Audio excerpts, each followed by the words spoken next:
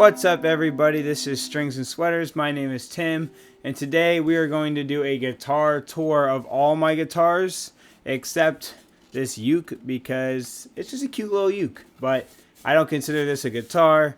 It's a different instrument, but I do love playing the uke. I recommend everyone get one, even if you don't know how to play a stringed instrument. They're just fun to play around with, super easy to play chords. Anyhow, let's stop talking about this uke. Let's get into it. We're going to be going from my cheapest guitar to my most expensive guitar, and we're just going to be talking about mainly what I like about them and what I dislike about them. And yeah, let's get into this video. Alright, I'm back with my cheapest guitar. This thing is a Manito.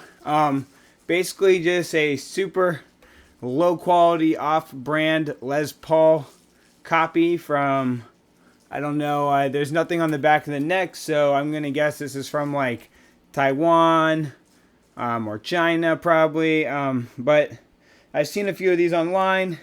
They retail for about $200 to $150. The condition this is in, this was bought from a pawn shop. Condition this is in, I would probably say this is going to retail for like $90 to $110. It did have a pickup swap though. It has been P90s have been put into it. And these are some pretty nice P90s too. And the knobs got switched out. I think when we originally got it from the pawn shop, the knobs had been cracked. There's also a lot of dings and bruises on this thing. So maybe with those upgrades, we can give it, I'd probably sell it at 110. And if the person wants to talk me down because there's a ding on it, probably go down to like 100. But I actually really like this guitar. I think it's really cool. I really love the way that you get this kind of like really unique color scheme with the green and the cream. Kind of like, I just think I've never really seen it before. I spent a while after my dad gave me this guitar looking on the internet for guitars like higher price guitars or better models, like even Gibsons, that had this same kind of color format, and I couldn't find a single thing. So this might be something down the road where if I were to ever get a custom guitar, it would be like a Les Paul with this green finish and then this cream binding and pickup, I don't know what you call them, like pickup frames or pickup, I don't even know what you would call these, but cream pickup boxes around the pickups. And then these really cool cream knobs. Some things I don't love about this guitar is the tuners are really cheap, and I'll show you those in a second. And the hardware on the back's cheap. And then also there's some big nicks. One nick right on here and another nick over here. I wonder if they're from a possible pickguard that was on this, or I don't know what, but they're like almost like they're screws put into this guitar. Let me look and see if there's a screw on the side. Oh, there is a screw on the side. Alright, so these aren't nicks, these are just screws. There's a pickguard here and someone took the pickguard off. So there's two screw holes here and here, and then you have like this like mean, nasty nick right here. I'm going to show you a close-up of this guitar now, and then we'll move on. But here you go.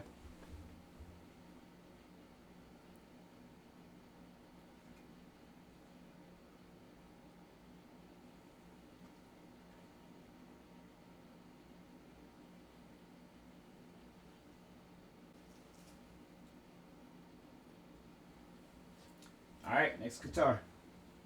Alright, next guitar on the list is this Squier Telecaster. So this thing, me and my dad got in a trade. So basically he had this really rare tube amp, and this guy was coming over to buy the tube amp, and he was getting home late from work. So he asked me if I could sell this tube amp for him, and basically, I mean, I was like 7 or 8 at the time, so I did my best to sell this thing. But when I turned it on, I don't know what I did, or maybe it was just it's time to go because it's really old. The tubes blew in it, something happened, and it was no good. It wasn't making any noise. So he traded the blown tube amp for this guitar, which was just sitting in someone's workshop, garage type thing, and it was rough. This guitar, it had, just trying to get some of these all this stuff off. This guitar, anyways, it had a white pickguard that was stained from what looked like to be tobacco smoke or something, or just disgusting tan and like yellow stains on the white pick guard. So the first thing we did was we replaced the pick guard. We also had to get the nut, which is this part right here. It's made of bone. It had been cracked on the lower strings, so we had to replace that. So that cost some money. And then we put new pickups into it because the pickups were feeding back like crazy. So we got these nice, I believe they're Seymour Duncan Telecaster shaped body pickups, and they sound great. This guitar I'd probably put in the price range of like 180 to 220. It definitely was a stinker to begin with in its life, but it's been upgraded with probably about $80 pickups, and it plays good. So I mean, if someone falls in love with it, I could see them playing like or paying probably close to 200 on the high end. But you know, at last or worst case scenario, maybe selling it for like 160 at the lowest. So this is this guitar. I'm gonna give you a close-up shot of it here. I really love the blonde neck and the black on black pickguard and body. I think that's one of my favorite things about this guitar.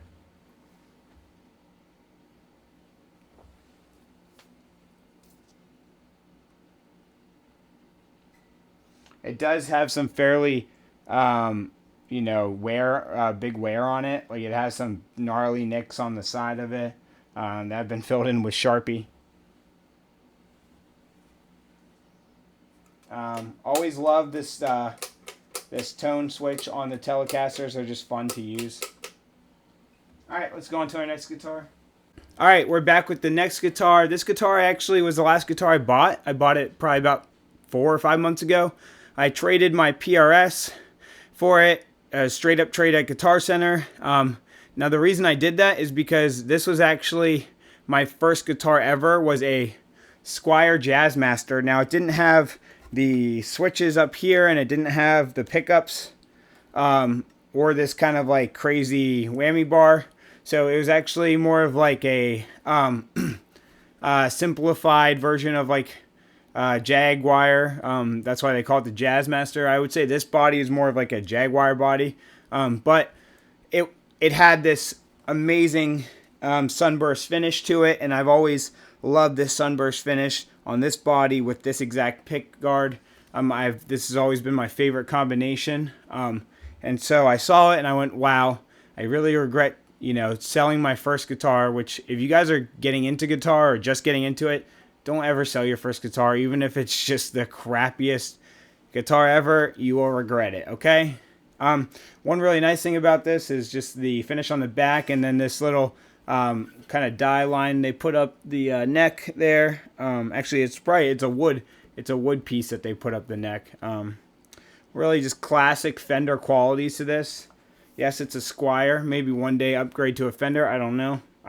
That can be expensive, and I kind of really like Squiers. I think they play well for the price. One thing I don't love about this guitar is the whammy bar is just kind of useless. It's like it just has a weird spring to it on the body. It's not attached to the bridge straight up, so it just got a weird feel to it. I also don't love the pickups in it. They're like P90 style pickups, but also work as like humbuckers in a way. It's hard to describe. And there's this whole switch system that I don't really understand how to use, but I'll probably educate myself and then one day find a tone with it and be like, oh wow, I love that that's there. But right now, not a fan of it. Would rather it just have a simple pickup humbucker setup on it. But other than that, it plays really amazing. One thing I would upgrade in it is the tuners, though. They look to be like the cheapest Squier tuners that they had to throw on the guitar. But that's it. It's a very lovely guitar. And this I traded it, and the value of this is around $350 to $400 used. Probably $350 would be what you're really looking at. The lowest I'd probably go would be like $320 for this. But really good condition from Guitar Center. Unfortunately, the story with this is that Guitar Center didn't bother to set it up. Classic Guitar Center. So I had to take it twice to a luthier and have the pickups lowered and the bridge raised because there's dead notes, which means like you'll basically hit the note and it just doesn't come out of the guitar. It just sounds like, you know, when you basically get a note wrong in Rock Band or Guitar Hero, that's a dead note, and it had a bunch of them. So it had to be set up again. That's really on Guitar Center and not Squier. So here, I'm going to give you a closer look at this thing, and then we'll move on.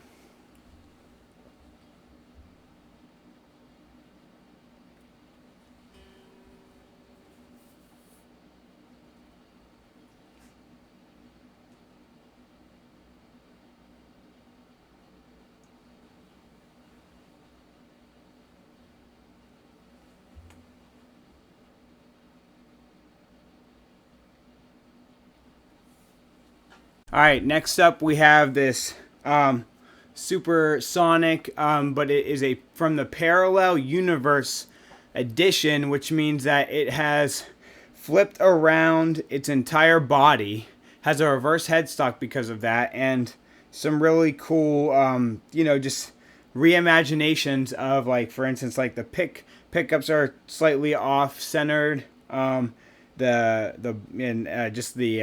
bevels are reversed. So just a really, really awesome guitar. I bought this actually for my girlfriend. I bought this for around $480, but I could see it retailing new for around $500.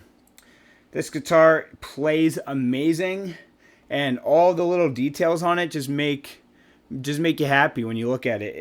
It's a guitar player's guitar for sure. Now, I bought it for my girlfriend as her beginning guitar because I wanted to spoil her, but really this is a guitar that, like, you know, you have to kind of know the history of guitar and the history of Fender to really appreciate. You know, it's got so many little nods to history and the Supersonic model that it's just so awesome just to kind of like just scan up and down and be like, oh wow, you know, like this is just, it's just like really cool. I love these black knobs on it. These are some very vintage classic knobs that you see here. I have this thing hung up on my wall with the last guitar I showed, the Jaguar, because they basically, because they're reverse headstock, they basically face each other and have a very similar body shape, although this one's a little bit, the bevels are a little bit less pronounced and large. This guitar has good weight to it, by the way. It's not too heavy. It also fits in your hands really nicely. And I love the back of the neck. It's like this very glossed maple finish, or not maple, but maple wood on this neck. Just love it. Love the inlays. Overall, this guitar is just so beautiful. There's not really too many negatives I can say about this guitar. It has the same tuners as the last guitar, those kind of cheaper Squier tuners. But this guitar stays in tune, as does the Squier. So, although they're cheap and they're not like locking tuners, they do their job and nothing to really complain about. I guess probably the only thing I would change would possibly be the pickguard or maybe the finish. And they actually have models of this guitar that are like pink and have different pickguards. So yeah, I mean, this was what I saw at the guitar store the day I wanted to buy my girlfriend a guitar, and I'm glad that I went with this. But if you're interested in this model, definitely check out the other color variations of it because it can get really nice looking. All right, so I'm going to give you a close-up look at this thing in all its beautifulness.